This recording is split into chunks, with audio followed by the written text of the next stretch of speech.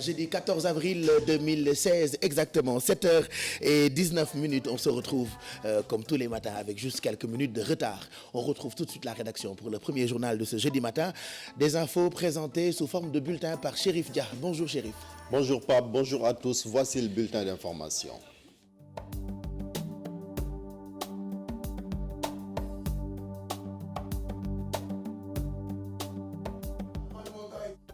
Taka de Médina Gounass, la gendarmerie a interpellé un individu qui avait par devers lui 2 armes automatiques. Il s'agit de Kalachnikov et un pistolet, nous signale notre correspondant à Kolda, Abdoulaye Diallo, qui ajoute que l'individu en question sera déféré au parquet dans les prochaines heures. Nous y reviendrons.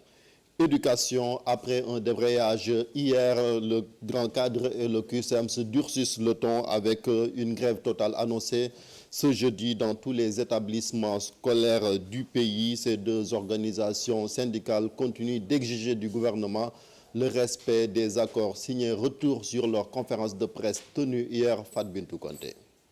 Le grand cadre des syndicats de l'enseignement et le QCM se radicalise. Face à leurs revendications, les syndicalistes ne comptent pas fléchir. Il y a une totale de confiance entre les différentes parties. Du seul fait du non-respect des accords par le gouvernement, qui signe des accords qu'il qualifie d'accords réalistes et réalisables et qui, 2 ans après, ne parvient pas à les respecter. Malgré la tentative du Haut Conseil du dialogue social de renouer le fil du dialogue, les enseignants campent sur l'opposition. Maintenant, le Haut Conseil a été mis en place pour une mission bien déterminée. Sa mission consiste à faire de la médiation entre les différentes parties afin donc de mettre un terme à la crise scolaire. Malheureusement, nous avons constaté que le Haut Conseil se trompe un peu de mission en voulant être l'interlocuteur des syndicats, ce que naturellement nous refusons. Parce que nous considérons que le Haut Conseil ne doit pas jouer le rôle de bouclier pour transformer les ministres en cagoulards. Nous attendons que les ministres fassent l'effort de venir vers les syndicats d'enseignants afin de donner des réponses s'ils en ont. D'ailleurs, les syndicalistes prennent l'État pour responsable de tout ce qui arrivera comme perturbation durant cette année scolaire. On n'accepte pas que tous les ans, qu'il y ait de mauvais résultats et qu'on tire à boulet rouge sur les enseignants. Nous savons là où il y a des problèmes. Nous avons mis le doigt sur ces problèmes. Nous avons demandé au gouvernement d'apporter des solutions avec notre concours. Si le gouvernement fait dans la résistance, nous considérons qu'il faut aller jusqu'au bout comme les anciens nous l'ont demandé. Le grand cadre, composé de plusieurs syndicats, et le QCEMS comptent durcir le ton, avec une journée de grève totale prévue demain. Retour sur le drame de Salguir à Saint-Louis où le chavirement d'une pirogue avait emporté des membres d'une famille entière. La 9e victime a été retrouvée hier et enterrée, ce qui nous amène à reparler de l'utilisation des gilets de sauvetage par les pêcheurs. Si elle est respectée par certains, d'autres minimisent. Voici le reportage de Fatima Ba. Son gilet de sauvetage, son fidèle compagnon en mer, Thierno Ndiaye, tient beaucoup à sa sécurité. Aujourd'hui, je me repose. Demain, j'irai en mer avec mon fidèle compagnon, mon gilet de sauvetage. Je ne pars jamais sans lui. C'est pour ma sécurité. S'il m'arrive quelque chose, il sera plus facile de me retrouver avec ce gilet. Contrairement à Thierno, Djibi Gueye ne porte jamais de gilet de sauvetage. Pêcheur depuis 1989, pour lui, tout ce qui arrive relève de la volonté divine. Vous pouvez aller en mer avec un gilet, avoir un accident et mourir. Le contraire aussi peut se produire. Moi, je laisse tout entre les mains de Dieu. Depuis bientôt 30 ans, je fais ce métier. Et par la grâce de Dieu, je n'ai jamais eu de problème. Et pourtant, des sanctions sont prévues pour les pêcheurs qui ne portent pas de gilet. Ceux rencontrés sont conscients de cela. Il y a une forte surveillance en mer. Si on vous prend sans gilet, on confisque votre permis de pêche et le capitaine est arrêté. Après, vous devrez aller au port, payer pour retrouver votre permis.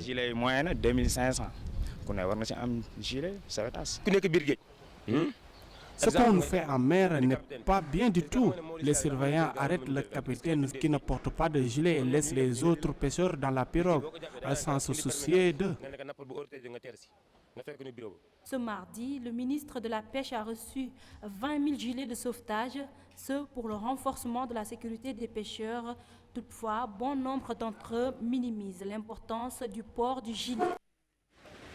Confiscation du permis de pêche et une amende de 50 000 francs, c'est la sanction qu'encourent les pêcheurs qui ne portent pas de gilet de sauvetage.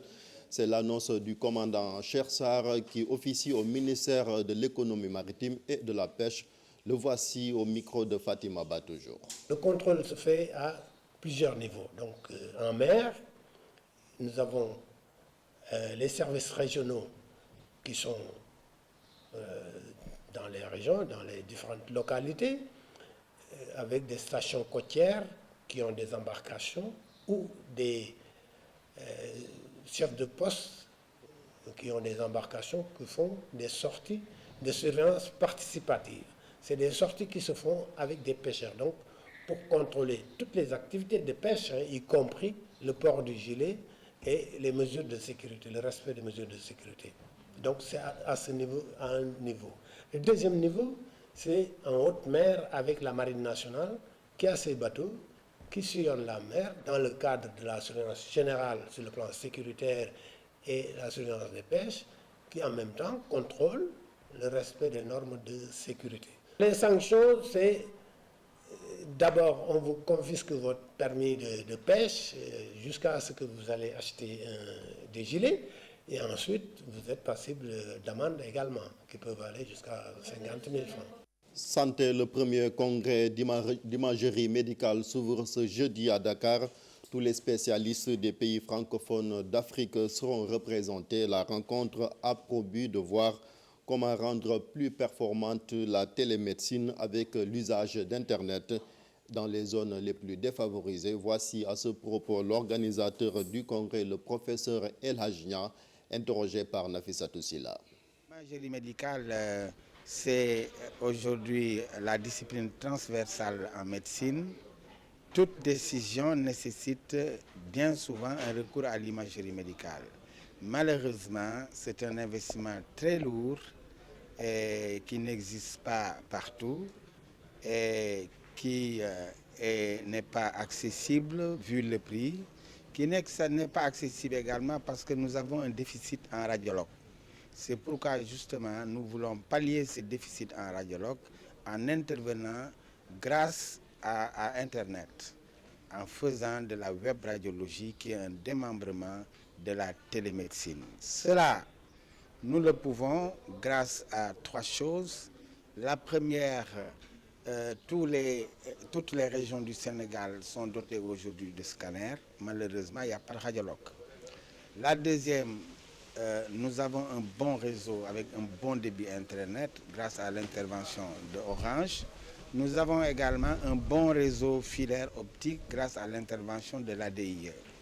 Ces trois facteurs combinés, avec la disponibilité des radiologues à Dakar et dans certains coins, nous pouvons intervenir là où il n'y a pas de radiologue grâce justement à Internet. Voilà, mesdames, messieurs, cet élément met fin à ce bulletin d'information. Merci de l'avoir suivi. La suite, c'est tout de suite avec Pape Cheikh Diallo pour l'émission Yeewu Leen.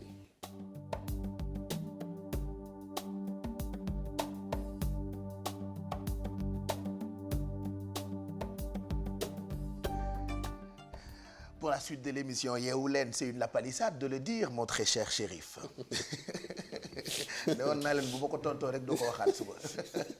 Merci shérif, c'était le premier journal de ce jeudi matin. Pour vous qui nous regardez, on vous souhaite une très bonne journée. Merci d'être avec nous. Tay tombé na ak jeudi 14 avril 2016, 7h28. Nous remercions toute cette grande rédaction. La rédaction que l'on retrouve dans quelques minutes à 8h. Ce sera pour un autre journal. En attendant, on va se faire tout de suite un point sur la météo avec Zeyna comme tous les matins. Bonjour Ndeye Seynabou. Bonjour Baye Cheikh. Naka suba si. Suba saa ngi nii rek. Ba jàmm nga fanaane. Jàmm rek. Sant yàlla N'est-ce pas très fraîche ce matin ah tey moom naka fraîche moom. dama fraîche nii. Tey moom tu es très fraîche waaw. Ah. xaw ma sa signe yow ban signe nga sax vierge. Scorpion. Ah scorpion d'accord moo tax nga mel ni nga mel kay. Ouais c'est vrai que signe yi des fois day nuroo ak nit ki. Ah léegi ouais parce que toi tu piques. Je pique. Tu es piquante ouais. Zéro commentaire. Ouais tu es piquante quoi. Tu piques. C'est vrai hein. Ah oui. Et est-ce que je t'ai déjà piqué, toi? Tous les jours tu me piques. Et je te pique comment? Tu me piques avec les piqueurs.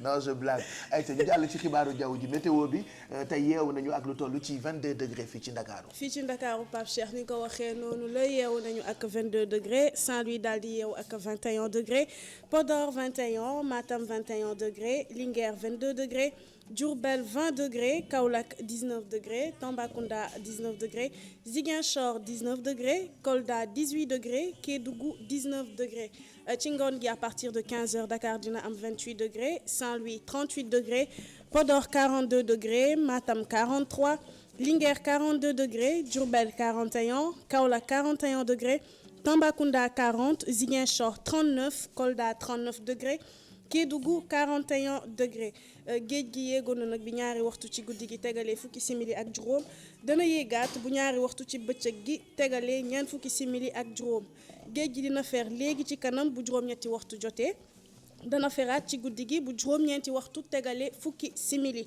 waxtu yu gën ngir dem nappee ngi toll diggante juróom-ñaari waxtu bu tegal ñaar fukki simili ak juróom-ñeent jàpp juróom-ñeenti waxtu bu tegal ñaar fukki simili ak juróom-ñeent ci suba si ba ca topp ci guddi gi lay doon diggante juróom-ñaari waxtu bu tegal juróom fukki simili ak ñett jàpp juróom-ñeenti waxtu bu tegal juróom fukki simili ak ñett jant bi fenk na bi juróom-benni waxtu tegalee juróom fukki simili ak juróom-benn dana soow bu juróom-ñaari waxtu ci guddi gi tegalee ñaar fukki simili ak ñett Pape Cheikh léegi gën a fës ci xibaaru jaww ji. mu ngoog ñu ngi lay ciy gërëm bu baax et puis ci journal bi léegi ne yéen a ngi dégg Chérif Dia xam naa dina ci ñëwaat ci wolof ci 8h mais ci français yéen a ngi dégg alerte yi nga xamante ni def nañu ko jëm ci nappkat yi ñi dem di nappi te duñu solo ay gilet de sauvetage je sais pas am na ay daan yoo xamante ni wax nga ni dinañu ko teg ñi nga xam ne désormais ñooy dem géej te duñu solo ay gilet de sauvetage li ko sabab mooy ñi faatu ba ki démb c'est ça.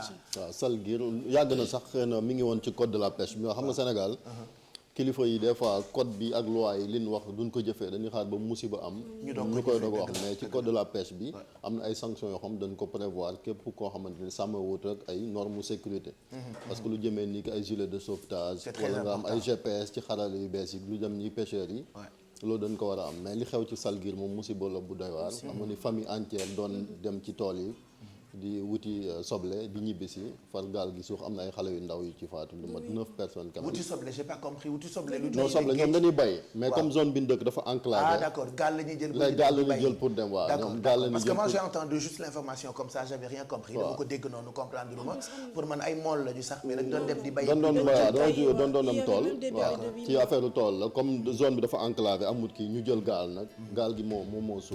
mais gilet de sauvetage mooy li minimum. mooy li minimum c'est comme xale yi bu ñu leen diggalee casque bu ñu day jël ay scooter da ngay foog ni c'est encombrant wala nga foog ni fi nga jëm ak fi nga jógee fi nga jëm soriwul ba doo ko sol ou pas sàggan quoi ceinture de sécurité ci oto yi merci beaucoup xam nga ñun farataaluñ ko dama dem benn dëkk ma dugg ci oto bi rek takkuma ceinture bi man passager bi mu ne ma xanaa Sénégal nga jógee comme quoi dañoo dem ba mu nekk suñu identité mais il faut que l'on fasse très attention di jël ay matuwaay parce que sécurité tubaab bi fexe nañu ba defar yu baax nag. ba defar yu baax loolu moom kilifa yi ñoom ñoo ci war a jël sanction yi nga xamante ni moom la yoon wax ñu daal di koy def suñ ko defee rek sanction yi buñ ko tegee nit ñi xëy na di leen aar parce que tamit ay bakkan dafa fort ba ñàkk ko moom day doon. voilà et loolu gis nañu ko ci Sénégal c'est-à-dire dina am ay mesures xaw ma nan lañ koy tuddee lu nekk ci loi bi. peut-être duñ ci farlu noonu il faut dara am. c'est comme bateau le Joola bi mu suuxee ñëpp commencé jóg ñu commencé tere surcharge. waaye dañ ko tere quelques mois après nga gis ñu commencé. même am na leneen lu ko jiitu mooy accident bi amoon côté Kaolack foofu aussi pneu yi ñoom ñoo yàqu oto bi mu daal di kalaate foofu tamit 9 personnes daal di ciy faatu. chaque jour ñu ngi war a wax ay permis à point maanaam di xool permis yi ku jalgate ñu teg lay daan mais gis nga ba léegi ñu ngi koy wax ay at jëfewoon ko. je crois qu'il est temps parce que tali bi tamit li muy faat ci ay doomu aadama bari boo xamante ni. te Pape Cheikh xam nga nag moo gën a metti ci sénégalais yi dañuy dem rek ak yàlla baax na. gis nga dañu waroo loo xamante ne yow sa kaaraange la. sa dund la yow waroo sax xaar ñu la ciy teg daan. wala di la ci dëkk ci di la ko wax. ndogal bi Souleymane Faye woyoon moom moo ni woon lu xew Cheikh Lo plutôt lu xew ñu ne ndogal yenn yi daal du ndogal. am na yoo xamante ni du ndogal. faut faire attention ci loo xamante ne yow lii metti après ci yow yaa koy yëg. yow yaa si mën a dee yow yaa si mën a gaañu.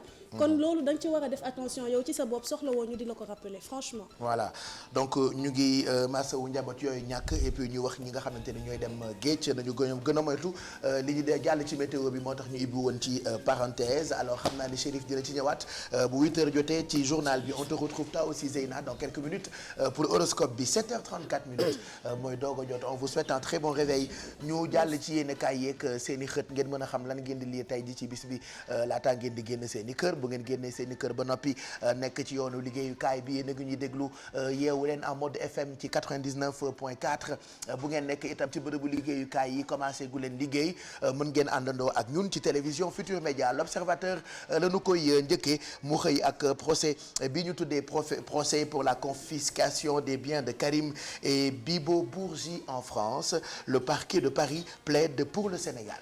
waaw kon parquet boobu nekk ci rek ci tribunal grande instance ca Paris démb nag lan amaloon procès boobu mu jëm ci wàllu Karim Wade ak Bibo Bourgi ba tax na sax avocat bi daal di fay état bi daal di fay yebal ñetti avocat ak tamit agent judiciaire de l'état ñoom nag ñi ngi def rek seen kéemtulaay kattan bu ñu am ci dëgg. délibéré bi nag maanaam dinañ mbir mi dinañ ko plaider ñaar fukki fan ak juróom-ñaar ci weeru juin bi ñu dëgmal. ay appartement ak koppar gu bëri loolee yéenekaay yi ñu ko xamal fan yële ñu jëlee ko ci kookee di Karim Wade waaye tey yéenekaay yu bëri xëyaat nañu ci procès boobule ak li ñuy jël ci ay matériel am moom ak kii di wuyoo turu Bibo Bourgi balaas moom la xëyee tey ñu ngi liir ci xëtam ci français Paris écarte les avocats de l'État du Sénégal. waaw dafa mel ni kon démb rek ci àtte boobu affaire Karim Wade ak mbiram appartement yi moom dañ caa génne. avocat nguuru Sénégal yi nga xamante ni teewoon nañ fa ngir ñoom it défendre intérêt état bu Sénégal.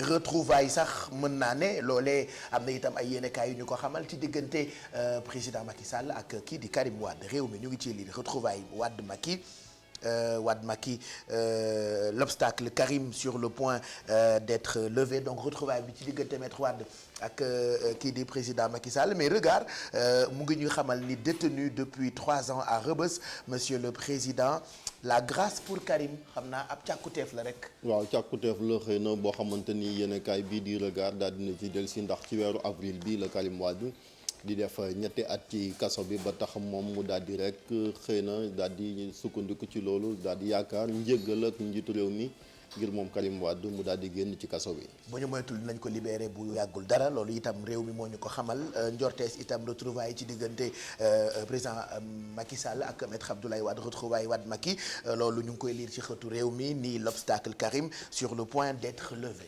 obstacle la maanaam xëy na diggante bi ñagas diggante Abdoulaye Wade ak Macky Sall mbiram Karim Wade moo ci nekkoon jafe-jafe wante yéenekaay bi jàpp ni rek dégg googu xëy na léegi tey mu sempeeku ba juboo mën a am ci ñaari kilifa yooyu. création wu compagnie aérienne avec le Suisse Jetlease les dessous d'une négociation enquête moo ci amal ab gëstu. waaw enquête amal na gëstu rek ci compagnie aérienne bi nga xamante ni ñi ngi koy waaj a amal ci Sénégal moom nag jàpp na ni rek Suisse Jetlease boobu xëy na beneen compagnie aérienne la bu nekk foofu ci Suisse. mi ngi nar a dox ci diggante Sénégal ak boobee compagnie ngir ñu xool nan na ni sampee ab compagnie bu bees wax na sax ne am na ay Boeing yoo xamante ni dañ koy jënd rek ngir mu daal di jëmmal. compagnie bu bees bi war a wuutu Sénégal Airlines. bis yu ñu génn rek dañ doon amal daje bi ñu jagleel administration tuddee woon ko forum sur l'administration ki ko jiite woon di président Macky Sall tey yéenekaay bii di Le Quotidien daf ci xëy ak lii mu tuddee conclusion wu daje boobule le défi de la mise en œuvre. waaw nee na nag li ci des nag mooy ginnaaw waxtaan nañ jafe-jafe administration bi ba am ay proposition yu ñu teg jëfe bi rek moom moo ci des loolu nag moo war a nekk défi bi nga xamante ni jëriñ ji dénk wàllu fonction publique di Viviane Bampassi comme ni ngeen ko gisee ci photo bi ñoom lañ war a jëfee mbir mi ngir daal di mu mun a yemb. yéenekaay bii di évidence la ñuy jeexalee xëy na tey ak ki nga xam ne ni moo di Amsatou Sow Sidibé limogeage d'Amsatou réticente baigne de Macky. waaw dafa mel ni kon moom Amsatou Sow Sidibé moom nga xamante ni daaxoon nañ ko fii.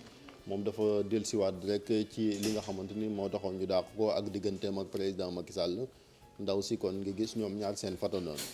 mu ngoog loolu yéene kaay yi la ak seen i xët ñu ngi leen ci gërëm bu baax Chérif Dia ca kanam dinañ ko gën a xóotal boori 9h55 ak Mamadou Mouhamed Ndiaye mi ngeen di déglu d'ailleurs ci waxtu wi ci rajo Futur Média ma nga àndandoo ak équipe bu RFM matin ñoom itam ñu ngi leen di nuyu Chérif Dia ñu bàyyi la nga delluwaat ca rédaction bu télévision Futur Média mën a taataanaat boo amaatee lu bees dolli ci li nga wax ci wolof lay doon ca kanam bu 8h jotee 7h39 mooy doog a jot on retrouve tout de suite Abdoulaye Diédhiou pour la présentation du menu du quotidien L'Observateur de ce jeudi 14 avril 2016. Bonjour Abdoulaye. Bonjour Pape Cheikh Diallo, bonjour à toute l'équipe de Yeewu Leen.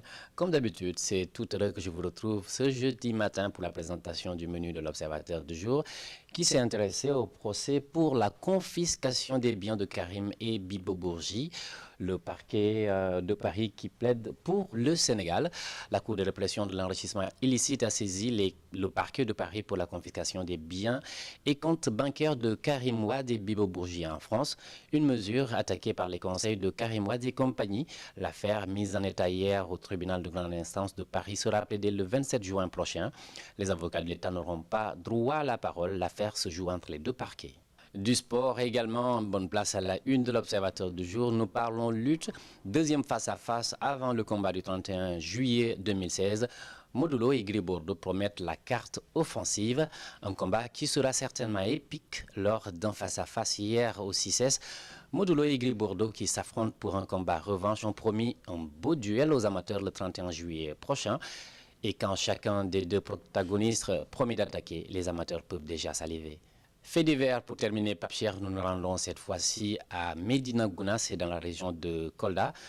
Un homme a été arrêté avec 2 kalachnikovs et un pistolet. Les forces de sécurité déployées dans la cité religieuse de Médina Gounass pour les besoins de la présente édition du Dakar ont mis la main sur un individu suspect en possession de 3 armes à feu, 2 kalachnikovs et un pistolet. Une interpellation qui a plongé les populations dans une psychose née du contexte actuel marqué par la menace terroriste. Voilà, Pape Cheikh, c'était tout pour la présentation du menu de l'Observateur du jour. Merci à toute l'équipe de Yeewu Leen. À vous également, merci. Merci à mon caméraman du jour, Younous Diatta. Bonne lecture.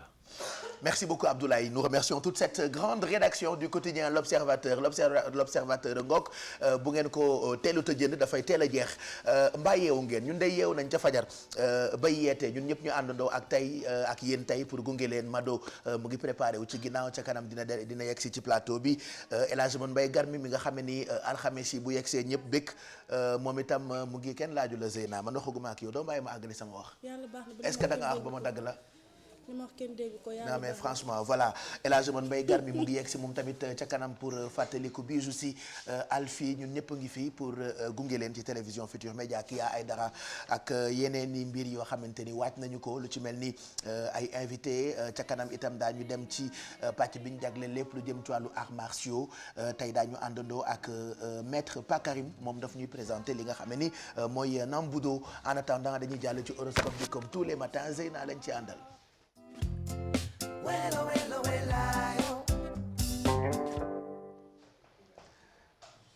On démarre avec les béliers. On démarre avec les béliers, Pape Cheikh. Tey di jeudi 14 avril 2016 bélier ñoom ñu ngi leen di wax ne ça sera une très belle journée pour ñoom ambiance bi nga xamante ne moom mooy am seen biir kër dina nekk ambiance bu neex et tey jii dinañ jël beaucoup de plaisir à s'occuper de leur famille.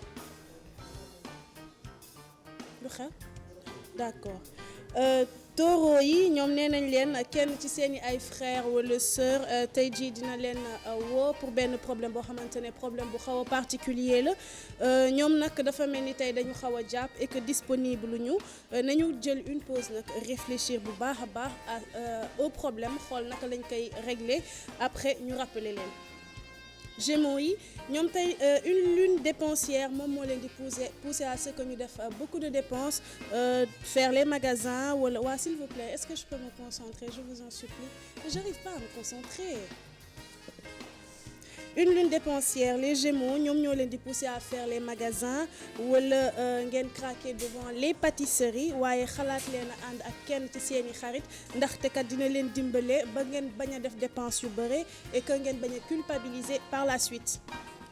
cancer yi ñoom période année bi ci la ñuy mën a donner le meilleur d'eux-mêmes sur le plan social nañu dàq kon toutes ces pensées négatives yi nga xamante ne mën na leen empêcher à ce que ñu avancer ñu progresser. Après les cancers ma ñëw ci lion yi ñoom nee nañ leen même bu fekkee ne ambiance actuelle bi nga xamante ne moom moo nekk autour de ambiance bu neex la c'est une très bonne ambiance ñoom ñooy éprouver cependant le besoin de s'isoler ñoom tey jii kat bëgguñu nekk foo xamante ne dafa bëri nit. balance yi ñoom seen vie socio-professionnelle moom moo leen di poser problème bu baax a baax mais nañu xool fan yi su fekkee ne loolu empiété wul bu baax ci seen vie affective nañu jéem a réajuster loolu yépp nag afin que ñu parvenir à un équilibre.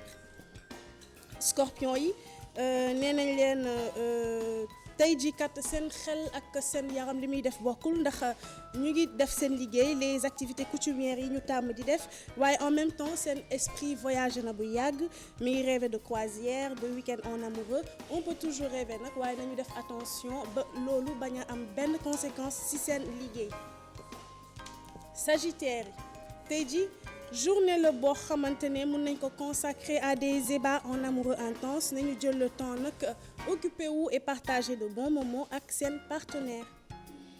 Capricorne yi ñoom seen partenaire tey nekkul dafa nekk de très mauvais poil loolu nag nekk na lu leen di agacer waaye balaa ñu nekk di tendre le bâton pour se faire battre nañu pratiquer plutôt l'humour et jox ko beaucoup de tendresse.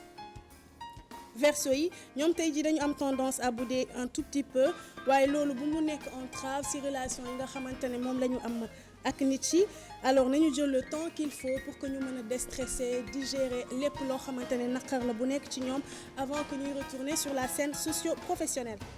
On termine avec les poissons ñoom nee nañ leen c'est la famille ou le patrimoine ñoom ñoo nekk au centre de leurs préoccupations question d'argent yi nga xamante ne nag ñu ngi ko am il est temps que ñu étudier ko soigneusement lii la ñu mën a jàpp Pape Cheikh ci horoscope tey yem ak jeudi 14 avril 2016. merci ma puce c'est vrai que dañoo xaw a bëri wax nag yenn saa yi nit concentré wu di wax waaye ñun dañuy wax rek loolu horoscope bi la ñu ngi lay gërëm bu baax xale bu yaru bi loolu nga ñu jox tey ci suñu ay signes il est exactement 7h45 ñu leen di fàttali ne ñu ngi leen di préparer yu am solo alors bëggoon naa ñu déglu quand même Omar Pène étudiant bu fekkee am ngeen ko ci ginnaaw Papa Samba Thiam tonton Mac l'équipe de choc on ne change pas une équipe qui gagne a ngi xaar ba ñu changer leen a ngi xaar ba ñu jël leen dugal leen ci yeneen émission waaw loolu moom maa ngi koy xaar rek une équipe qui gagne on la change pas quand même voilà tonton Mac Papa Samba Thiam c'est le duo de choc ak sama rakk ji ma wéttale tegal leen ñu Omar Pène tuuti en attendant Zeyna di dem pour fekki maître Pa Karim ak li nga xamante ni moom la ñu indil tey muy art bi ñu tuddee Nambudo en attendant on a préparé beaucoup de choses pour vous Mado on te retrouve tout à l'heure pour partie bi nga xamante ni moom la ñu jagleel lépp lu jëm ci wàllu bien-être tu disais que soin de soi pour góor la pour jigéen la pour mag la pour ndaw la nit la donc yaram des koy toppatoo. waaw comme ni nga ko waxee rek yaram des koy toppatoo ba noonu maa ngi nuyu mbokku téléspectateurs yi ak képp koo xamante ne mi ngi jàkkaarloo ak ñun di ñu seetaan donc Pape Cheikh tey moom xam naa on va parler de beauté fun fashion tendance lépp loo xamante ne dafa xew rek ci jamono dinañ recevoir comme ni ma la ko waxee woon Diorlo mu wax ñu tendance yi nga xamante ne moom moo xew ak jox ñu quelques conseils par rapport à notre bien-être suñu habillement suñu wàllu make-up tey daal on parlera de tout et de. Enfin pas de rien. oui mais de rien yi man maa ko ci tabaxal rek. ay Madonna nga def ak ay noo fanaane li ngay xeeñ neex na. aussi yooyu yëpp ay de rien la waaye yenn saa yi ay wax ay wax nuru rien waaye jëriñ de. je te jure de yenn saa yi ay wax. waaw par exemple ñu tànn thème ne tey thème bi musóor la. wax dëgg après quand tu regardes tu as l'impression que c'est des paroles de rien du tout. wallaay de mais y a des musóor yoo xamante ni tam ça mérite d'être waaw réajusté. waaw d'être. ci kaay waay. lan moo tendance mode. waaw lii yëpp ci xeetu tendance yi xew la. waaw ñooñu style et mode laa leen tuddee léegi. vous vous rappelez non de style et mode ñooñu style et mode laa leen tuddee. regardez ki nga xamante ni mooy style et mode. waaw di réajuster. xool leen style et mode voilà donc c'est elle style et mode. te kat dara safatu ko ndeysaan ndekete daal àddunaa ngi nii upp baax na ci laax bu tàng di gërëm sama waa jooju màkk bu Malick si ak Deyla bu Malick si kenn du yow yoo xamoon naa ni bi suñu xol yi tàngee di nga ko faj. ndeysaan ci ñaari weer. Serigne Touba ak ñoo sonnoon nag Bijou bi nekk xale. Bijou xeex na fi. Bijou rek bi na nit ñi. Bijou dóor na nit ñi. Bijou indil nañu ay wax. Bijou day toog sama kaw. Bijou day def li mu lay def ba pare tëj robinet yi. du ma ca àgg ci télé bi xam ngeen li may bëgg a wax. Bijou daf ñuy ñoppati. Bijou daf ñu doon saaga. Bijou daf ñu doon diri. Bijou def nañu lu ne. jël nañu araw nañu mooñ nañu fonde ñu ruy ñu def ñu yëpp waaye jërëjëf sama waa ji yow bi nga yegg seere xel yi daal ni ngeen ni neelaw yeewu leen boog jibi si toj na dëkk bi xanaa neex Serigne Touba nii la rek ku ma ci sonal rek muutal la jëkkër ji yow mii boo mooy tullee léegi fan yi naa la may xale bu ma sonal léegi rek man naa la may voilà je te jure léegi xale bu ci réew doon sa rakk mbaa sa jarbaat mbaa sa doom doon jigéen seetaan leen rek bu leen dóor bu leen saaga bu leen fayu maye leen rek ni ngi ni neelaw yeewu leen boog jibi si toj na dëkk bi akay jërëjëf si yàlla na sa jàmm yàgg yow bi nga yegg seen la xel yi daal ñu ngi lay gërëm bu baax ku bëgg ma may ko Zeyna itam contacte moi directement je suis pas cher temps yi damay soldé voilà parce que je me rends compte que aussi am na marchandise yu jafee jaay nag de saa yi ngay jaay mu des ñaari produit yoo xamante ne doo xam noo koy def yu des ci boutique bi waaw dëgg yu jafee jaay kii moom bii liquidation man damay def fin de saison waaw damay liquidation waaye xam naa ni su may inventaire sa classe gi yow dinaa ci am problème parce que yenn saa yi nga inventaire yenn saa yi nga jaay pare da nga koy inventaire waaye kii moom wax dëgg yàlla jafe naa jar lool ku ko bëgg woo ma seeru ma ndi ngi ni neelaw yeewu leen boog sama waa ji lakk na dëkk bi j'ai envie de vous montrer livre bu bees boo xamante ni bërki démb on en a parlé ñu jagleel ko Omar Pène regardez c'est un livre boo xamante ni j'en parlerai peut-être tout à l'heure on a invité Babacar Mbaye Diop mi nga xamante ni moom moo ko bind mu yónnee ñu ko parce que bi mu fii ñëw fekkoon na livre bi génnagul alors lii c'est pour tous les Sénégalais je ne parle pas que des fans de Omar Pène mais c'est pour tous les Sénégalais parce que Omar Pène suñu Omar Pène la Omar Pène c'est notre Omar Pène national c'est quelqu'un que nous aimons tous donc bu ñu demee tey ba gis ni am na livre boo xamante ni moom la ñu ko jagleel on ne peut qu'en être fier ñu ngi ko tuddee Omar Pène un destin en musique d'ailleurs à propos de livre boo déggee livre sa xel dem ci xale yi jàng waaye boo déggee way itam sa xel dem ci Omar Pène moom nag mu boole jàng bi ak way est-ce que li may bëgg a wax riimu na mais demal rek xool fi nga jëm ba xam Tara, je voulais parler de livres. Non, en fait, quand tu parles de livres, oui, puis Omar Pène, il a chanté les étudiants. Oui. Je pense aux enfants, parce que dañu war a lire. Xale yi ñooy màgg nekk étudiant. Omar Pène woy na étudiant ñu déglu étudiant. yow loolu lañ koy reprendre ak xanaa neex da koy waxaat léegi style émone léegi da ngeen koy cadré xanaa neex mu waxaat. bu ma déedéet bu ma cadré. waaw sori ko sori sa caméra rek sori sa caméra kon mbokk yi ñu bàyyi leen ak xanaa neex voilà dañ leen di bàyyi ak xanaa neex léegi xanaa neex la tudd fii ba yii di passé xanaa neex lañ koy woowee voilà léegi kon ñu bàyyi leen ak xanaa neex mu am lu mu leen wax elle a un message pour vous xanaa neex. Alors on va rimer. Pape Cheikh dafa wax ci livre fait penser aux élèves mooy maa ngi doon étudiant Omar Pène woy na étudiant ñu déglu ko. kon xanaa neex.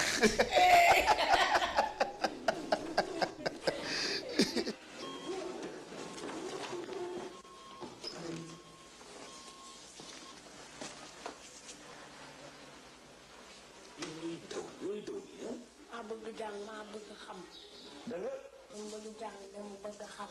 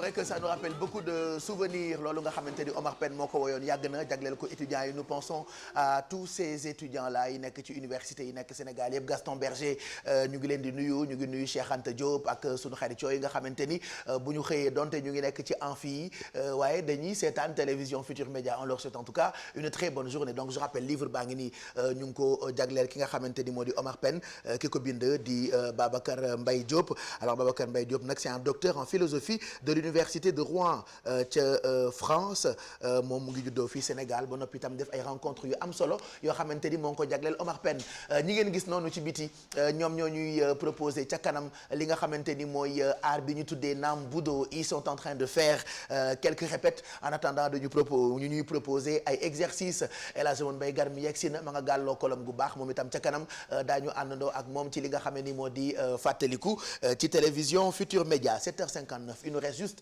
quelques secondes pour ñu àndandoo ak Chérif Dia mu journalal ñu jotaayu xibaaru suba gi ci télévision Futur Média ñu ngi leen di ñaanal jeudi bu neex ñu jàll kon ci journal bi.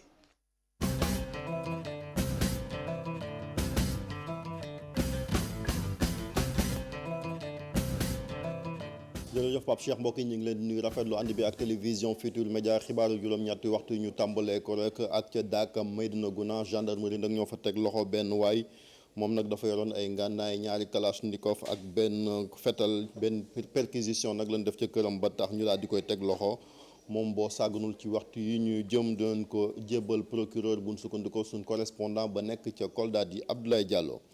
wàllu njàng ak njàngale tey jii nag waa CUSEMS ak grand cadre nar nañoo yëngu-yëngal bu baax grève générale lañ wax ci école yi nekk fii ci Sénégal yëpp ginnaaw bi amalee débrayage démb ñoom nag bi ñu jàkkaarloo ak taskatu xabaar yi démb ba léegi ci lañ ñaawlu rek taxawaay gouvernement bi ñu jàpp ni ba léegi munta sàmmanteeg kàddoom di xaatim liñ déggoo woon ñu ànd ci ak Fatou Bintou Konté. grand cadre des syndicats de l'enseignement ñoom ak waa CUSEMS si jamono ji bañatuñ ci dara ñoom ñii di ay syndicalistes yi nag bokk ci njàngale mi fi mu toll nii nee nañu lu ci nguur gi bañu rek bañuñu ko ci ndax seen i revendication faaw ñu respecté ko. engagement yi nguur gi jëloon def ci ay délai dépassé nañ ko respecté wuñu ko moo tax ñun ñu lënkaloo CUSEMS grand cadre taxaw nag ne nguur gi yaa waxoon yaa yore politique éducative yaa waxoon ci kanamu góor ñi ci kanamu institution yi da nga war a taxaw engagement yi nga jël nga respecté ko. li nga xam ne moo di au conseil du dialogue social jéemoon na rataxal seen diggante wante enseignants yi jàpp nañu ne ñii di waa au conseil du dialogue social nekkuñu seen i naataangoo ña ñuy waxal moo di ministre yi nga xam ne ñoom ñoo war a faj seen i mbëbët. olof te nag olof Njaay dana gor ca wax jëm gaa mën na ko mais defuñu ko comme au conseil du dialogue social nag liggéeyam mooy rataxal diggante bi def na li mu mën. waaye ñun signé wuñu accord ak au conseil du dialogue social ñun gouvernement bi la ñu signé accord di fàttali ni accord yi buñ koy signé ci teewaayu premier ministre moo jiite woon waxtaan bi. at mu ne ñu grève ba mu neex leen delloowaat dem jàngale ji des fois ñu njott ni année blanche dana am enseignants yi jàpp ni lu njig njaag nguur gi la. gouvernement mooy responsable moo yore politique éducative moo waxtaan moo jël ay engagement mais moom tey.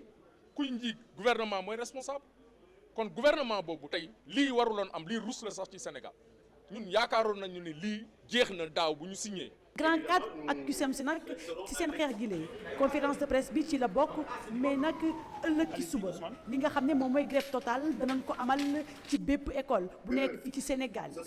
ñu wax lu soxal jéye ja amoon ca Salguir ca Ndar foofu nag xam ngeen ne benn gaal moo fa suuxoon ba toll ci juróom-ñeenti doomu aadama bokk ci genn njaboot daal di fay faatu juróom-ñeenteel ba gisuñ ko woon démb nag lañ ko mujj a gis moom it faatu na ba jébbal nañ ko borom loolu sax tax rek ñu daal di taxaw samp benn laaj ndax ñi nga xamante ñooy nappkat yi ñu ngi jëfandikoo gilet de sauvetage yi bu ñu dem ca géej gi loolu nag am na ñu ko farataal wante am na ñoo xamante ni ñu ngi koy soofantal buñ sukkandikoo ci reportage bi Fatima Ba daal di ñu ci amal.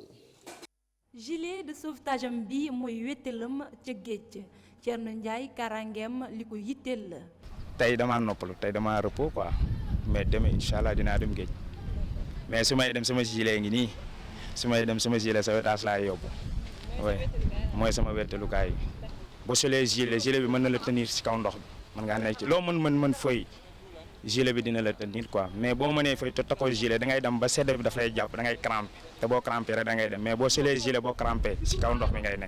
wute lool ak Thierno Djibi Gueye moom mësta sol ab gilet de sauvetage nappkat bi ci atum 1989 ba léegi mi ngi dem ci géej gi mu jàpp nag ni lépp lu xew rek yàlla moo ko bëggee noonu. saa daa gis ñu yore gilet dem lap ci géej fekk ne crampe moo leen sedd bi moo leen rey du gilet bi moo leen di sauver bu fekkoon gilet moo leen di sauver comme tey doo gis kenn doo ñëpp a sol gilet comme gilet sewul kenn gilet yor la nga sol ko nag comme ni nga solee gilet si kaw joor gi rek yor la nga sol gilet 89 de 89 ba léegi. boobu ba léegi da ngay dem sans gilet yàlla rek dañuy demee. moonte de am na ay daan yu am solo yoo xamante ne nguur gi teg na ko ngir nappkat yi nga xamante ne dañoo lànk ne duñu sol ay gilet de sauvetage ni ñu dajal it xam nañ ko bu baax a baax. marine espagnole bi day ñëw dañuy taf laaj ñu ndax yoon ngeen gilet de sauvetage am nga permis si nga ne waaw am na permis ñu xool nga wan leen. soo amulee gilet dañuy jàpp capitaine bi la ñuy jàpp yóbbu ko port nga fay xaalis bu ëllëgee di nga jënd te gilet yi moyen na 2500 ku ne war na ci am gilet sauvetage. ku nekk biir géej exemple nga jàpp indi capitaine bi est-ce que xam nga ne moo li si gaal gi ndax mën na teer gaal wala mënuñu teer gaal gi est-ce que ñoom duñ dee si géej comme ñoom li ñuy def ni deli la nit ki boo ko jàppee da nga naan ka indi permis gaal gi nga ne ko nappal bu heure nga teer si nga fekk ñu bureau ba. ci talaata ji jëwriñ bi ñu dénk wàllu napp nag daal dina jot lu toll si 20 000 gilet de sauvetage loolee ngir yokku kaaraange nappkat yi waaye yooyu leen nappkat ñu bëri ci ñoom daal ñàkkal solo boobu les gilets de sauvetage. ñàkkal solo googu nag Fatima Ba mën naa jural ay daan ñooñu di nappkat yi bu fekkente ni jëfewun wàllu gilet de sauvetage buñ sukkandikoo ci commandant Cheikh Sarr nekk ca ministère bi ñu dénk wàllu napp gi ndax nee na mënoon laa daan jàpp fukki junni ba ci sax mbiram kaso dugg si ñu déglu ko ba léegi ci micro Fatima Ba.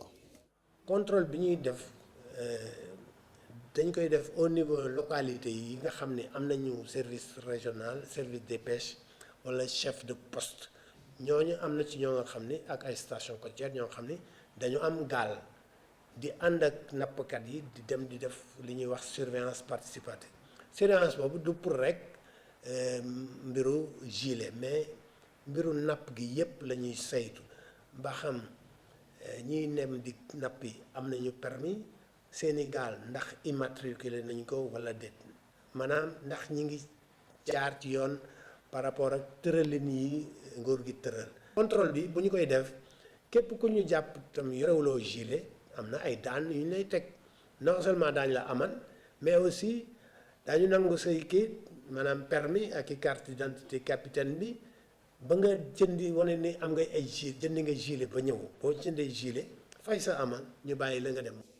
waxal ci wàllu wér-gu-yaram nag ak congrès bi ñu jagleel wàllu imagerie médicale loolu nag tey jii lay am ci Ndakaaru muy ci wax ci wàllu rajo scanner ak yeneen jumtukaay yoo xamante ne télémédecine lañ ko tuddee ay borom xam-xam nag jóge fu nekk ci Afrique francophone nar a teew fii ci Ndakaaru ngir ñu daal di waxtaanee lu am solo loolu buñ sukkandikoo ci ki jiite comité scientifique bi di professeur El Hadj Niane nee na daal dinañ def seen kéemtulaay kattan ba dëkk fu mu gën a soree am wàllu rajo ngir rek wér-gu-yaram askan wi gën cee mun a mucc ayib ñu déglu ko ci micro Nafissatou Silla bi ñu war amal suba ci affaire rajo la jëm ak scanner xam nga dafa nekk ay jumtuwaay yu xarala yoo xam ni dañ leen di soxla bu ñu waree faj malade barewul nag alhamdulilah rabbil alamin Sénégal moom daanaka léegi région boo dem am na fa waaye radiologue yi nga xam ne ñoo ko war saytu ba jàng ka ñoo barewuñu moo tax ñuy daje ngir xalaat nu ñuy fexe ba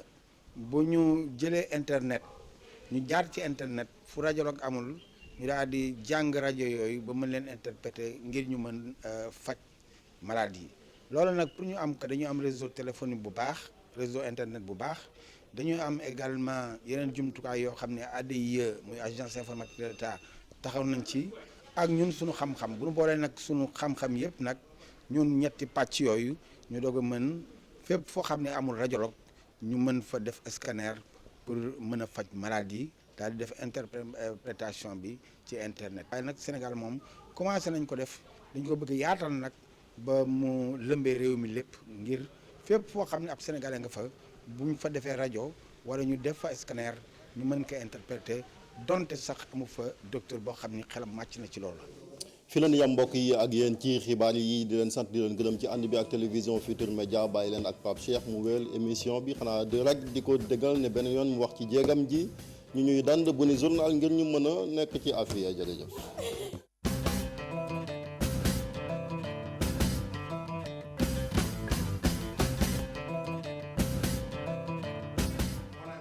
jërëjëf Chérif ñu ngi lay gërëm bu baax mu nekkoon jotaayu xibaaru suba gi sa message jàll na waaye damay bàyyi Mado wax la li ma bëgg mu wax la ca xaj waaw Ali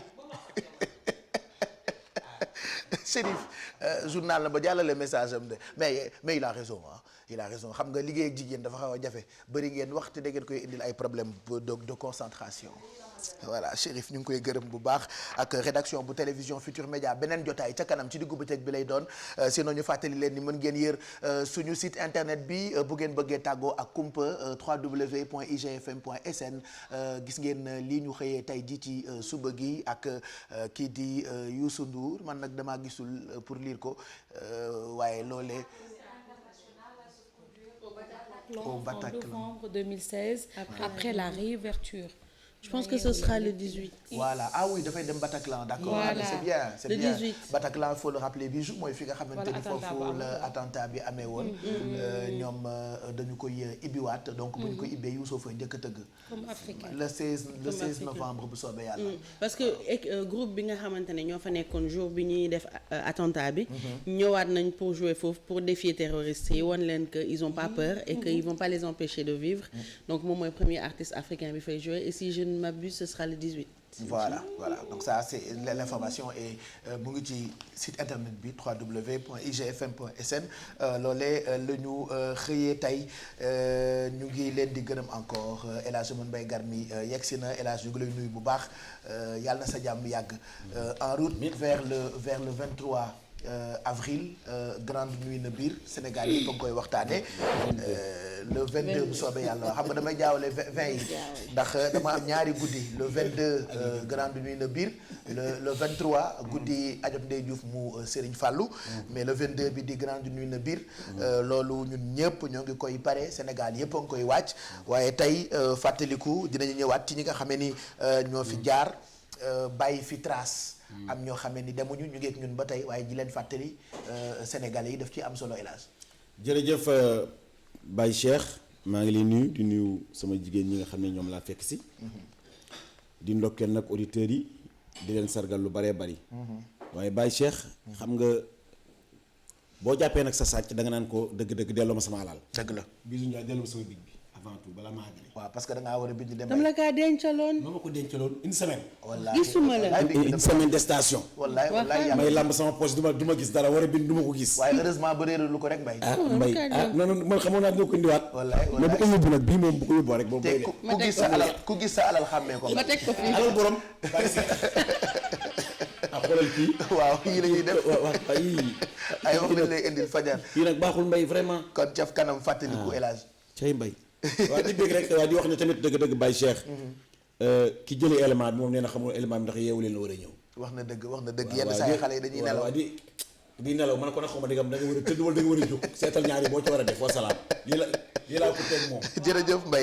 jërëjëf Mbaye et puis Mado wax nga sànq gan gi nga xamante ni moo ñuy fekk si bu ca kanamee moom di Dior jóge Amérique xam-xamam màcc na ci wàllu bien-être waaye itam ci wàllu defar ba mu baax dina ñëw indil ñu ay mbir yu am solo et puis on parlera de li nga xam ne ni moo jëm ci imprimante 3D y a pas longtemps Bijou si waxoon nga ci ca bitim réew ni ñu koy defee mais fii Sénégal am na ay étudiants yoo xamante ne ñëw nañu ak seen ay créa on parlera de seen œuvre yooyu ñu defar. alors ñoom ñooy premiers étudiants yi nga xamante ne en tout cas fii Sénégal ñoom ñoo créé imprimante 3D la dernière fois on en avait parlé daf lay permettre nga dessiner benn daal par exemple ci sa ordinateur imprimer ko mu génn sans pour autant mu am benn couture wala quoi que ce soit loo dessiner di nga ko war a mën a imprimer dinañ wax ci ñoom wax ci aussi beneen jeune boo xamante ne moo créé woon COS Dakar Cité actuellement am na benn concours bu muy participer. C'est bien. Il a besoin de vote dinañ leen wax naka ngeen di def pour voter ko pour que mu mun a avancer. voilà donc loolu ca kanam lay doon kii ay dara ngay cappal ca ginnaaw ñoom comme seen maquillage du doy loolu moo tax gisu leen ko mais elle nous rejoint dans quelques minutes pour waxtaanee liggéey xam nga xale yi bëri ngeen ci li ñu yónnee seen ay CV parce que da ngeen di wut liggéey loolee nag ca kanam lay doon am nañu CV wu ku tudd Ousmane Ba il est en train de chercher boulot am nañu itam CV wu ku tudd Lamine Dia il est en train de chercher boulot yooyu yëpp dinañu ko jàllale gratuitement bu ngeen bëggee seen ay CV di jàll ba joxekatu liggéey yi contacter leen c'est gratuit et c'est Yeewu Leen qui vous l'offre comme on dit souvent ñun dañuy def li nga xam ne ni mooy télé service Alfie di nga ñu toggal camembert en croûte. léegi looy rek.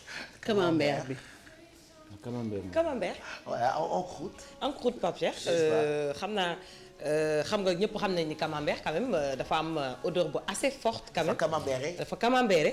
donc ci kanam on va essayer de camoufler ko. dafa xasawe. c'est vrai que camembert dafa xasawe. waaw mais bon quand même il faut rappeler que ci fromage yi la bokk ah. fromage normand la très agréable. et il y a des gens dañu ko jox valeur à un point moi j'ai une maman boo xamante ni elle vit en France mu ngi tudd Mouna Slo yaayu Ndeye Michel su ma envoyé camembert dafay mel ni jamaa la ma envoyé. waaye dama koy jël ba pare tegal ko ci nii.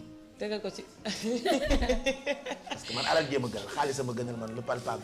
mais dañu fonk camembert ba nga xam ne elle m'offre ça avec beaucoup de fierté. genre elle est contente elle m'a fait un cadeau extra. waaye bu may def bu ko defee ma jël ko rek ne ko tiim aale mi ci ndaam. bu tourné ma ne ko nii. mais bon après c'est ça reste. ma pare maye ko ne camembert bi Ali. ça reste un fromage hein. Mon papa il adore ça moom dafa bëgg camembert donc dinañ ko essayer camoufler ak yeneen xeetu recettes yoo xam yeneen xeetu ingrédients yoo xam ne dina nëbb odeur bi.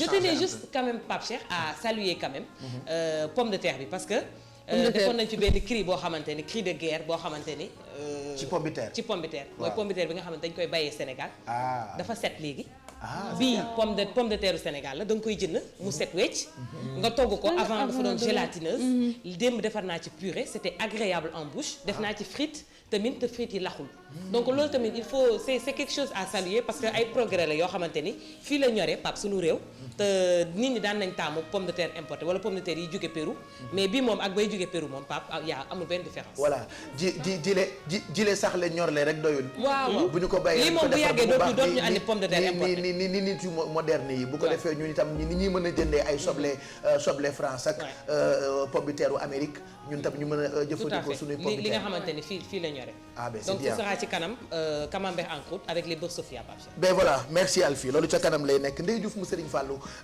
mooy nekk gan gi tey bis bi la ñu tànn ndax mooy bisu El Hadj Mbaye Garmi moo tax ñu ne ko ñëwal nga fekkee lii ñu waxtaanee sa guddi gi di guddi télévision Futur Média di guddi Ngoyaan fan yii yëpp ñu ngi koy wax dina nekk gan gi et puis itam Adja Ndeye Assa Fall moom itam xam naa bu ci xajee rek bu yegsee ci plateau bi itam ñu waxtaan ci programme boo xamante ni ma ngi koy wàcc ca bitim réew loolee ca kanam lay doon en attendant Zeyna lañ leen di bàyyeel ci jardin yu Yeewu Leen moo àndandoo ak ki nga xamante ni mooy maître Pa Karim comme chaque jeudi arts martiaux yi tey dañ ñu indil art bi ñu tuddee Nambudo Zeyna bu fekkee noppi nañu àndandoo directement ak moom ci Yeewu Gym bi tey arts martiaux yi la.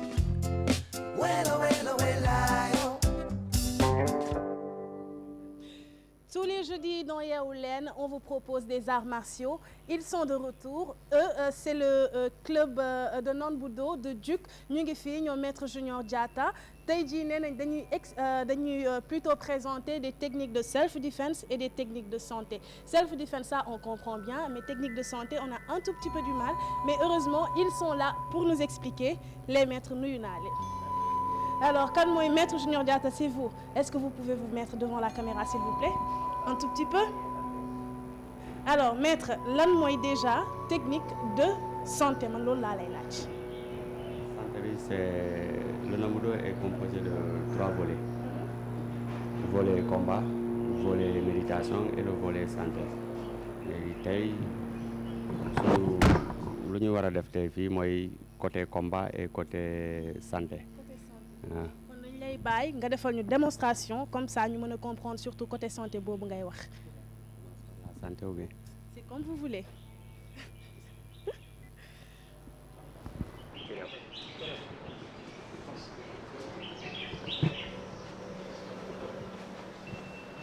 Le bras, il fait une clé. Il est sous étranglement, il ne peut pas bouger. Là, il est obligé de négocier.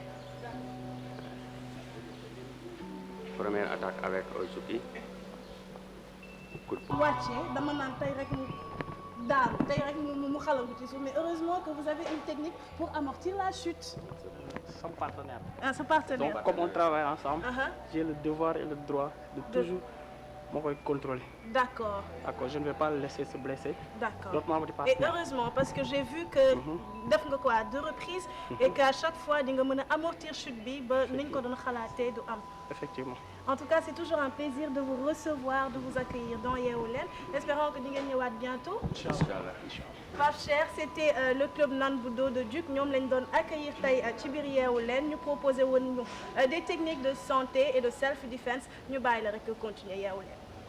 merci Zeyna ñu ngi gërëm bu baax maître Pa Karim moom moo fi ñëwoon tey pour won ñu li nga xamante ni moo di Nambudo art martial boobu nga xamante ni bu ngeen ko bëggee def n'hésitez surtout pas mën ngeen ko contacter ñu ciy gërëm itam Babacar Bey bu télévision Futur Média moo ñu boole ak moom ñu ngi koy gërëm bu baax ñu ci profité nag El Hadj di jàll sunu mbokk boobu di liggéey doon liggéey fii te génn àddina voilà Balde waaw Balde man sama xarit la woon fii la doon liggéey si on a sa photo peut-être on montre ça aux téléspectateurs suñu collègue la da doon liggéey fii ci télévision Futur Média moo génn àddina bërki démb ñu ngi koy jaal mbokkam yëpp ci turu président ba ci ñun ñëpp di ko jaal njabootam yëpp Baye Cheikh Balde ku yaru la woon kër gi yëpp mën nañu seede loolu mosu fi amal ak kenn xar ma yàlla te tamit nag li ci gënoon a fort soo soxlaa dara. waaw dafa serviable. waaw serviable. disponible trouvé nga le mot. disponible. wallaahi te démb damay dem Dakar gaare rek ci fekk benn ki ma gaare. ndeke frère am ci foofu lay liggéeyee. wallaahi ah may leen mais yéen ma ne ko man de dëgg il faut ma gaare fii ndax dama am fii soxla mu ne ma gar mi man frère Balde la président sax woon. wax ma tamit relation bi nga xam ne nii moom la séq ak président depuis mu nekk lu yàgg yàgg mais Balde Baye Cheikh ñàkk nañu daal koo xam ne kii vraiment ku yiw la te baax. voilà yaru ba pare sawar ak suñu champion bi dem bërki démb. Tubaabu Joor waaw moom itam defe naa génn àddunaam bett na ñëpp dee daal dafa doy waar quoi. dee Pape Cheikh kenn xamul lan la mais Tubaabu Joor Pape Cheikh. ci gor yi nangoon liggéey fexe ba am métier boole ko ak làmb ji yooyu tegtal bu ñu ko dee seet ci làmb ji ci moom lañ ko jëlee moom ak Birahim Ndiaye ak ku mel ne Manga 2 et tant d'autres daal mais moom dafa fonkoon liggéey ba pare bëgg aar bi nekk nit ku am fayda nekk nit koo xam ne kii nitu dëgg la su dee wax da ngay xam ne kii lu mu la wax dëgg la parce que bàyyi sax dëgg neexul. am na ñoo xam ne boo leen nee jàkk soo jàddee rek ñoom RER lañu duñu wàcce dégg naa dafa jub waaw nit ku jub kay bu gisee lu mu war a bañ da koy bañ parce que Lamine Gueye da koy wax non du am njariñ mukk nu wii du am njariñ mukk te boo gisee non doonee noo la am na ñoo xam ne ba wii rek la ñu jàppoo te loolu nag amul njariñ nit day bañ nit day bañ te tënku ci dëgg vraiment tubaab jorom ñu ngi ko jàll askanu làmb yépp waaye daal ñàkk nañ te ma nga woon ca pose première pierre u arène nationale bi ba noppi quelques jours après loolu nag moo loolu comme li xale yi di wax rek loolu dafa con ñun loolu la ñuy faral di wax waaw loolu lii dafa con quoi yaa ngi ak nit tey ëllëg ñu wala ne la tu ne le verras plus loolu moo doy waar ma ngi wax dañuy dund day wax ak dee saasu wallaay dund day wax ak dee dañuy waxtaan te kenn du kenn moo xam dëgg lu xew dëgg la moo tax def lu baax rek moo am moo tax ñu ne du jaas mukk ci àddina waaye ku yebu rek mu fekk la ci lu baax ndax day bettee kese moom bu ñëw du tàggoo déedéet bay bu la fekk rek foofu defe leen foofu la waaw yàlla nu fekk ci lu baax wallaahi Tubaabu Joor mi ñun tey la Yeewu Leen di doog a jébbal njaalam mbokkam donte fan yëpp télévision Futur Média mu ngi ci wax bari ki démb rek Mado ak Fama Thion ci Œil du Tigre ak it ci suñu ay jotaayu xibaar ñun nag tey jii la ñuy doog a njébbal ñun itam suñu njaal mbokkam ak képp koo xam ne ni bokk nga ci axlu làmb Alaaji Ngañ ñu ngi ko koy jàll li ma ne yenn saa yi ma déglu leen yéen ñaar mais damay bëgg a soppaliku rek doon ngañ ndax bëgg foo toog ma toog fa yéen ñaar seen pello jar na 14 milliards li ma ne tey ci suba on ne change pas des équipes qui gagnent kenn du changer équipe buy gagné waaw léegi-léeg nga jël nit teg ko ci place boo xam ne bii mérité wu benn léeg-léeg nga teg nit place boo xam ne bii tegoo ko ci place bi nga xam ne moom nga ko war a teg. dëgg la waaw mais ngañ moom. boobu duo bu forte la. wallaay wallaay mais tubaab joor nag Baye Cheikh. foog ñu jàll ko Ousmane Tanor Dieng. xaritam la woon. ndax moo nekkoon gàddu kooram. ba pare am fidélité ci seen diggante président musu ko lâché. musu ko bàyyi te loolu dafa am solo. voilà jërëjëf El Hadj Man Mbaye Garmi 8h28 mooy doog a jot dañuy jàll ci Jóg Job comme chaque jeudi waxtaanee emploi Kia lañ ci àndal juste après tampon bi.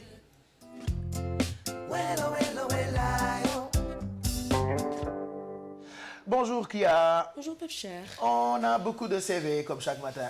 Effectivement, Pape Cheikh. On a reçu beaucoup de CV. On a choisi 2 encore pour les faire passer ce matin. On démarre avec celui de Ousmane Ba, qui a eu son dernier diplôme, un bac+3 en informatique de gestion. Il est à la recherche donc d'un emploi. Il a plutôt une licence 2 en faculté de droit à l'UCAD. Il est en licence 2 et c'était de 2014 à 2015. Pour ses expériences professionnelles, 2012, il a une attestation des initiateurs d'athlétisme. 2012-2013, président commission d'organisation Sergeo. Avril 2015, caissier, barman et serveur au complexe Hibiscus. 2015-2016, il a son diplôme de gestion des caisses. Commerçant d'habillement, cosmétiques et tout autre produit divers. Pour contacter Ousmane Ba sera par mail à baousba@gmail.com. Nous avons également celui de Lamine Ba. Lamine Ba qui a eu de 2014 à 2015 une licence 3 en sciences de gestion des entreprises à la faculté des sciences économiques et de gestion à l'UCAD. Pour ses expériences professionnelles, septembre à décembre 2015, Associate for Technology Transfer, Supply and Energy and Engineering, stage de découverte et de fin de cycle. Ce stage donc porté sur le conseil, ingénierie informatique, distribution de formation et services réseau télécom, le conseil en management d'ingénierie de systèmes d'information, le management et l'ingénierie des systèmes de télécommunication, la gestion des projets, l'analyse de besoins, le développement de logiciels et de solutions applicatives, classiques et web, etc. à partir de langages, de plateformes ou d'ateliers en génie logiciel, réputés solides et sûrs, de paramétrage d'REP, de solutions de sécurité, de plans de continuité, d'architecture réseau. Alors, pour contacter Lamine Dia, qui a une expérience avérée dans le secteur informatique, dans le domaine de l'informatique, sera par mail à laminedialeuse@gmail.com. Voilà, Pape Cheikh, c'était les 2 CV qu'on a choisis. Voilà. Espérons que seen borom dinañ am liggéey, espérons que ñi nga xam ne dañuy seetaan actuellement dinañ leen mën a contacter. Alors ci lu ma bëggoon rebondir rek Pape Cheikh muy le premier CV qu'on a reçu. Il y a eu maa ngi xool ci expérience professionnelle bi dafa def 2012 attestation des initiateurs, 2012-2013 président commission d'organisation. Alors benn expérience la am muy avril 2015 comme caissier, barman et serveur. Yeneen activités yi nga xamante ne def na ko ci CV bu fekkee mu ngi ñuy seetaan mën na ko def ci activité extra professionnelle. Pourquoi? Parce que bokkul ak activité professionnelle. Xam nga aujourd'hui alors Pape Cheikh tey tu es animateur présentateur. En parallèle mën nga bokk ci association. En parallèle mën nga yor activité boo xamante ne c'est pas une activité mën nga nekk président membre d'une association ou d'un organisme par exemple. Voilà xam nga li ngay def foofu dëgg la liggéey la mais du activité. pourtant man am naa loolu de mbootaayu xale jigéen ñi ci télé bi may seen càmmiñ bi may président d'honneur bi àndandoo takku liggéey. di suqali njaboot gi. ak groupe Nopp sa jëkkër bi tam. ak waa ñaari mbootaay yëpp may seen càmm. fii dafa am GIE takku liggéey. àndaloo suqali TFM. ñoom ñi ñoo ci ne. ak groupe Nopp sa jëkkër. bii su may président may seen président d'honneur. donc man su may bind CV du ma bind président d'honneur. groupe Nopp sa jëkkër mbootaay Nopp sa jëkkër ak àndaloo suqali TFM ngir njaboot. loolu da nga koy def ci extra professionnel.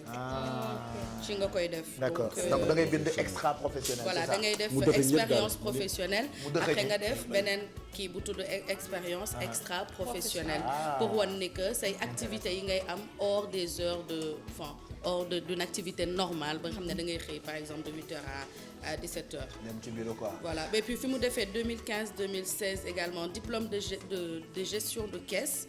kooku mën na ko dugal également ci des diplômes obtenus. d'accord je pense que c'est très intéressant pourtant yàgg nga jàngale naka la ñuy bindee CV mais bon après itam la répétition elle est pédagogique c'est ce qu'on dit moi j'ai compris plein de choses par rapport ak façon bi ñuy defee bi ñuy bindee CV ak ni ñuy bindee lettre de motivation je reste convaincu que tu reviendras parce que souvent nit ci dañuy fàtte yenn détails yoo xamante ni c'est toujours important. xam nga da nga mën a mbii fa foore parce que damay bañ indi ko nga naan ma à la demande générale da ngay tàngal alors que c'est quand même important c'est important Mbaye parce que man je reçois beaucoup de messages de remerciements pas pour me jeter des fleurs que ñu ngi defaraat seen CV yi parce que bu ma la nee CV mooy sa porte d'entrée bu sa CV baaxul ci entreprise boobu nga koy déposer duñ la jël dañ la ci juger comme Madou a dit donc sa CV mooy sa image entre recruteur bi xamu la donc sa CV mooy sa image boo ko defaree ba mu rafet ka kay recevoir dina am sax envie jël la. voilà jël la dëgg la ñu ngi ñuy gërëm bu baax kii a Aidara amit tam ca Makka kontaan nañu lool jërëjëf yow xale yi wut liggéey bu ñu la gisee rek seen xel dal am na ci ñoo xamante ni amuñu liggéey sax rek leen di jaral ñuy teel a yeewu di taal télé yi pour yow conseils yi ñoo tax ñu leen xool. la ñu may xool déedéet c'est la pulposité. wala ça se dit pas. je ne réponds pas à la provocation. et puis maa ngi bàyyi ma de. waaw jërëjëf Amit Taba ca Makka te dañoo xuloo kat de waaye xam nga rek boo toogee ci télé def direct et tout ça il faut que kii quoi waaw c'est la conscience merci conscience professionnelle waaw. bay xuloo dëgg la ñu xuloo nii de. loolu lañ jotee ñun bu ñu génnee duñu tuddante de maanaam ñu la ñu ambantee biir Dakar sonal nañu nag ñun jigéen ñi.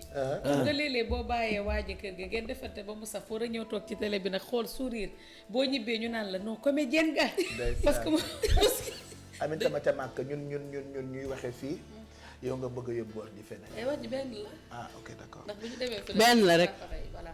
ñun ñëpp pareil au même 6 mooy 9 daal. ah waaw comme nga waaw c'est vrai merci jërë ngeen jëf 8h33 mooy doo ko jot merci Kia di ngeen amaat jóg job bi ci YouTube bi HTFM on a parlé donc emploi nous restons un peu dans cette mouvance ak xale yi ak ñiy jàng nous recevons suñu premier invité muy Elisabeth Massali bu COSYDEP alors Elisabeth bienvenue ñu ngi lay nuyu ngeen am programme bu ngeen tuddee stop à la grève mobilisation citoyenne sur la crise scolaire et universitaire alors je pense qu'on va buñ fi ibbee débat wu jafe-jafe bi ci njàng beeg njàngale bi fii ci Sénégal mën nañu fay fanaan comme démb débat bi ñu am ci taalibe yi mën nañ ko am ci problème bi suñu jàng bi am ça écœure tous les parents d'élèves ça énerve tout le monde tout le temps des grèves loolu daf ñu jaaxal est-ce que du loolu mooy kii bi sax mooy ñambaxtaanu njàng mi fii ci Sénégal tellement de grève des fois man finalement je comprends plus et j'en parle plus mais yéen da ngeen def programme boobu pour ñu arrêter grève bi ci école yi ak université yi waaw Pape Cheikh déjà dama leen di remercier ci invitation bi opportunité bi ngeen ñu jox tey parce que waaw ni nga def nii stop wengal bi waaw stop naa wengal bi voilà on a des micros yoo xamante ni boo da ngay ŋaang rek foo waxee ñu dégg tu peux être à l'aise kon bravo à la TFM donc dama leen wax ni comme li nga wax léegi la ñu bëgg mu arrêter tey école bi bëggatuñu mu nekk entre gouvernement bi ak syndicat yi tey sooy dégg syndicat yi di wax da nga naan ñoom ñoo am dëgg tey sooy dégg gouvernement bi c'est comme on était dans une situation de dénigrement te ñan ñoo ciy souffrir école publique sénégalaise tey la moitié des enfants sénégalais seen parents yi amuñu opportunité bi ñu leen yóbbee ci privé bi donc tey sooy xool 80% des enfants sont dans le public tey dafa mel ni seen avenir dañ ko sacrifier ñun li ñu wax mooy COSYDEP dafa lëkkaloo ak plus de 30 organisations de la société civile tey ñu ne ñu toog c'était le mercredi 6 avril ñu ne il faut que ñu toog xalaat jéem chaque année dañuy sauver année scolaire bi mais duñu nan la ñuy def ba sauver école sénégalaise ñu ne mais dañuy retourner bal bi dans le camp des citoyens yooyu ñoo am seen doom di leen yóbbu ci école publique bi donc tey il faut ñu def benn mobilisation citoyenne duñu dégg les acteurs directs muy enseignants yeeg ñëpp mais tey citoyen sénégalais bi nga xamante ni moo am neveu wala cousin wam wala doomam yóbbu ko école publique bi moom la ñuy bëgg mu génn place de l'Obélisque vendredi wax état avec syndicat yi doy na stop suñu avenir xale yi ngeen nekk di sacrifier donc c'est un message fort qu'on veut lancer à l'État et aux organisations et puis chaque année syndicales. ce qui est intriguant ou ce qui m'énerve moi c'est le même scénario c'est ça Exactement. Mais man lu ma bëggoon xam mooy concrètement le citoyen lambda là comment il peut faire pour changer les choses parce que professeurs yi on dit que chaque année c'est la même chose. Même chose yi la ñuy revendiquer même chose yi tax ñuy grève et tout le temps ñoom gouvernement bi lañ koy demander bu fekkee génn nañ def manifestation ok. Il y a un message qui passe tout le monde sait qu'on en a marre des grèves. Que tout le monde veut que ça s'arrête mais concrètement comment vous faites pour que mu jeex réellement. xam nga concrètement on se rappelle le 3 avril. Le président Macky Sall avait donné plus de 3 minutes de discours am ce qui était une première qu'on a tous salué en tant qu'acteur mais dafa jël ay engagement tey xam nga nous société civile on est ni état mais yow en tant que citoyen sénégalais l'état te doit le droit à l'éducation de ton enfant parce que c'est une compétence de l'état tey li ñu bëgg mooy citoyen bi xam nga ñun on a assez parlé syndicats yi wax nañ acteurs société civile yi wax nañ mais dafa mel ni tey communauté bi muy citoyen yi dañu toog ci combat lamb di seetaan état bi ak organisation syndicale yi ñoom ñun dafa mel ni ay spectateurs lañu tey li ñu bëgg mooy combat bi keneen dugg ci muy kii nga xam ne mooy acteur concerné bi am doomam tey mu ñëw tranché génn ne état bi kat man sama doom mi ngi nii awma fu ma ko dugalee privé droit bi yow yaa ko war a respecter parce que buñ ko fàtte l'éducation c'est un droit fondamental qui doit être garanti par tout état mais tey ñun spectateur bi nga xamante ne citoyens yi jël nañ ko toog croiser les bras lañ bëgg mu jeex bu ñu bàyyeeti école entre enseignant bi directeur bi état bi mais ñun ñi concerné yi nañ ci dugg génn wax état bi le président Macky Sall le 3 avril da nga jël ay engagement fort dañoo bëgg ñu dem dans la mise en œuvre pour waxu grève bi daal Pape Cheikh mu jeex parce que depuis plus de 10 ans grève bi day empiété mooy li ñu wax rek chaque année même scénario bi la. te li ci gën a graaw mooy. voilà sa doom bu dañu am benn jargon bu ñuy wax donc finalement des fois tu as l'impression que xale yi ils sont tout le temps en vacances. te li ci gën a graaw dafa am ñun li ñu tuddee quantum horaire. mooy le temps d'apprentissage temps bi nga xamante ne xale bi war na ko toog ci classe ba ñu ne tey léegi mun nañ ko évaluer CFEE wala examen sooy xool xale yi dugg CI wala CP ñoom ñoo war a def examen ren. donc xale yooyu durant tout leur cursus ils ont vécu des grèves yoo xam ne entre janvier février sax dañ koy jàng parce que période boobu la enseignants yi di déposer seen préavis mais li ci octobre novembre mars avril xale yi duñ ko jàng donc nga cumuler déficit boobu pendant 4 ans 5 ans léegi on t'amène au CM2 ñu ne la defal examen mais ban xam-xam ngay defee examen ba jàll mais daf lay topp sax capal niveau après loolu muy indi tout le temps bu ñu gisee suñu étudiants yi par exemple ñi war a nekk suñu intellectuel bu ñu waxee da nga naan ñi xanaa jànguñu waaw te jàng nañu waaye waxtu bi ñu waroon toog ci biir classe bi moo matul voilà parce que chaque année dañ naan sauver année mais ñun COSYDEP ak les 29 organisations on veut sauver l'école publique sénégalaise parce que encore une fois c'est nous on est un pur produit de l'école publique sénégalaise mais génération yi di ñëw sa waaw sa papa wala sa yaay su amul opportunité wala xaalis yóbbu la ci privé bi ton avenir est hypothéqué donc Pape li may wax daal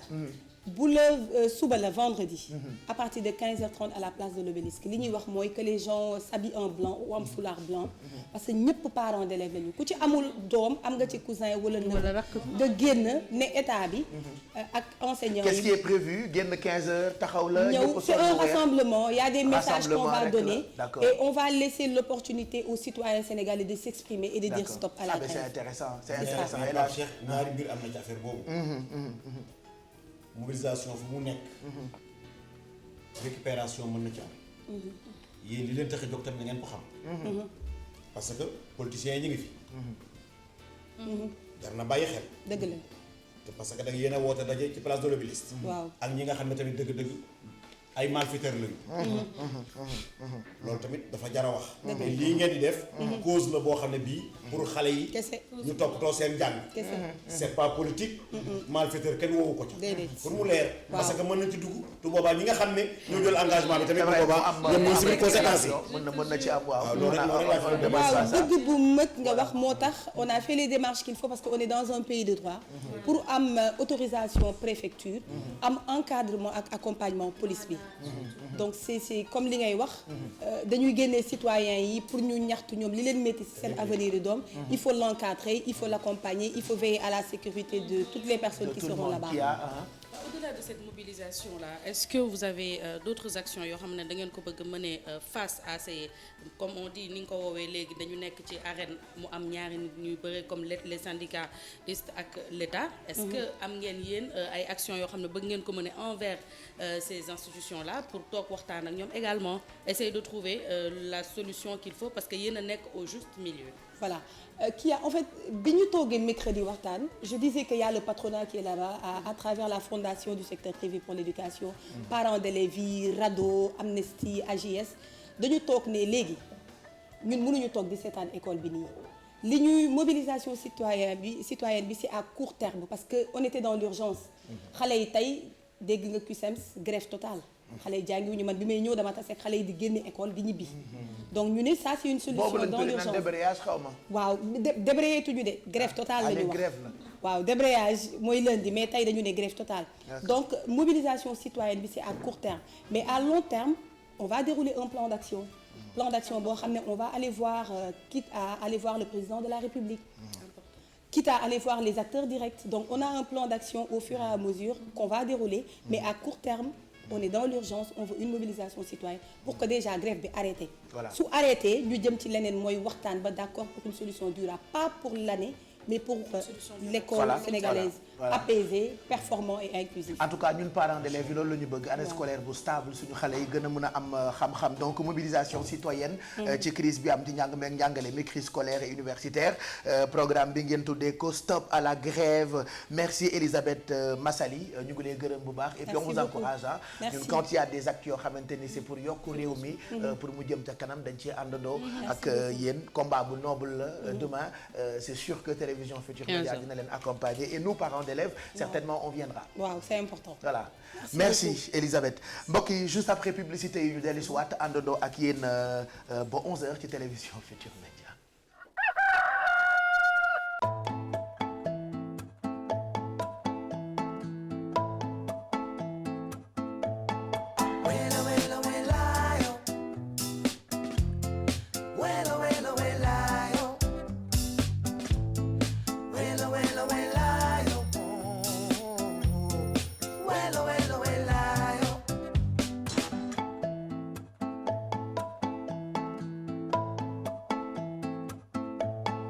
When